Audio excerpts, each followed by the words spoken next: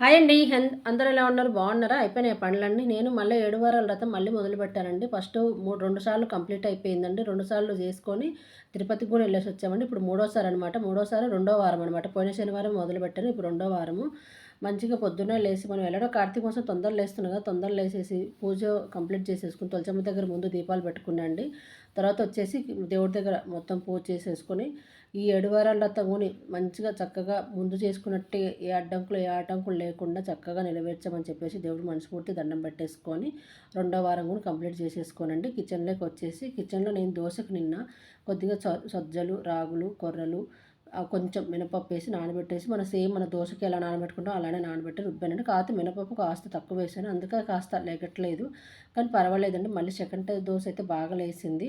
కాస్త ఉల్లిపాయ రుద్దితే వస్తుంది కానీ నేనేమి రుద్దలేదు. కానీ సెకండ్ దోశ అయితే బాగా వచ్చింది. దాంట్లో కాస్త పుట్నాల పొడి, కందిపొడి మొన్న చేసాం కదా, కందిపొడి ఏదో పచ్చడి